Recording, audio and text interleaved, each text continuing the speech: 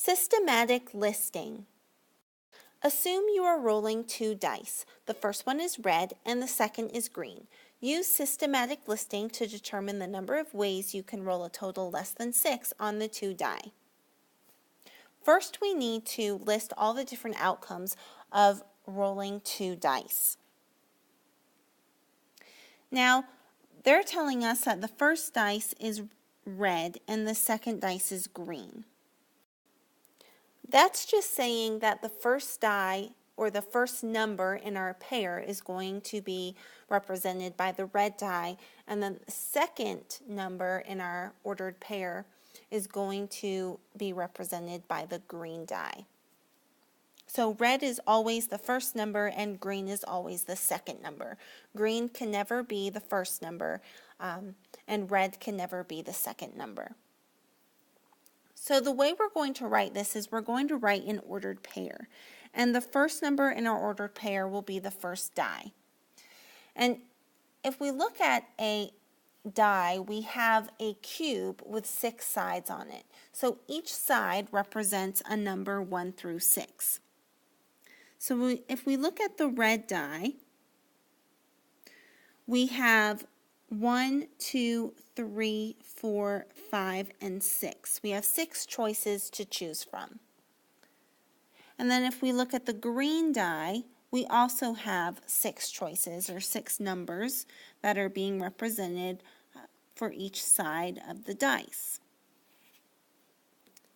Now, when we roll our first die, we could get a 1 on the red die, and we also could get a 1 on the green die.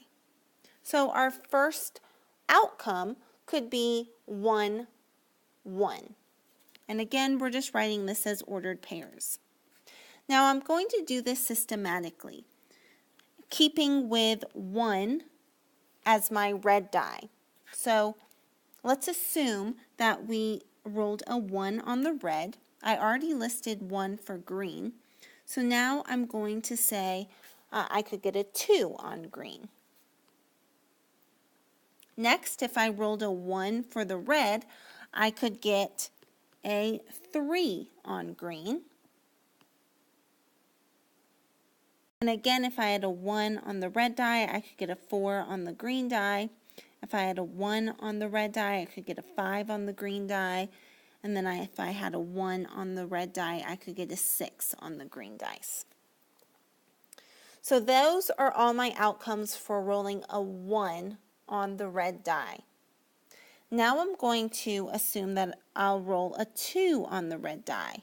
So if I roll a 2, I could have a 1 on the green die, I could have a 2 on the green die, a 3, a 4, a 5, or a 6.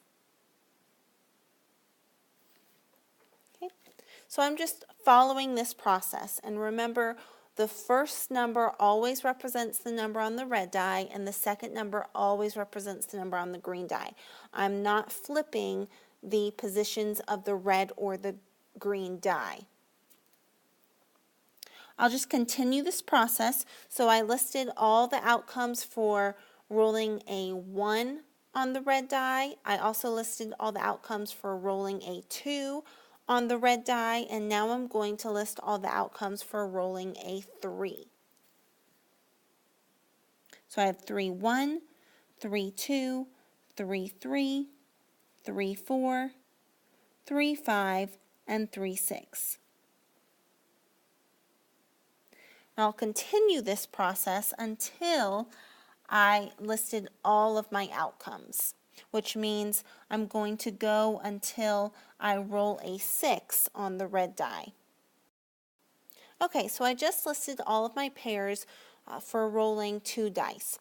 These are all the outcomes that I could have, and there's 36 total outcomes. Now the question asks me to determine the number of ways that we can roll a total less than 6 on the 2 die. So in order to figure out the total of each dice, I'm just going to add the 2 numbers together. For instance, if I rolled a 1, 1, then the sum would be 1 plus 1, which would be 2. Again, if I rolled a 1, 2, then the sum would just be 1 plus 2, which is 3. So we can just continue this, adding all of the numbers together, and I'm going to identify the rolls that give me a total less than 6. So that means I either want a sum of 5, 4, 3, or 2. I just highlighted all of the pairs that give me a total less than 6. Now note that I didn't highlight any pairs that have a sum of 6 or greater. I'm only concerned with the pairs that add up to give me a total less than 6. Next, we'll just add the number of pairs that I highlighted. So I have 1, 2, 3, 4, 5, 6, 7, 8, 9, 10. I have 10 different pairs, so my answer is 10 ways. So that means there are 10 ways to roll a total less than 6. A designer has designed different tops, pants, and jackets to create outfits. How many different outfits can the models wear if she has designed the following pieces? 9 tops, 8 pants, 2 jackets. We're going to solve this problem just by visualizing a tree diagram. We're not going to draw or list anything. We can just visualize it, and that will help us get to our answer. So if we had 9 tops, then the first column of our tree diagram would be the 9 different tops. Then from there, we would draw 8 branches on each T for top. We would draw 8 branches to represent the 8 different pants. And then from the pants, we would draw 2 branches from there to represent the jackets. Now remember, the last column of our tree diagram represents all the different ways. So the number of branches that are in the last column is the number of different outfits for this problem. So if we look at this, we had 9 branches to begin with. Then we drew 8 branches for each T. So that means that was 9 times 8 branches. So that's a total of 72 branches. My third column will have 9 times 8 times 2 branches. So my answer to the complete problem is just found by multiplying 9 times 8 times 2. And I get a total of 144.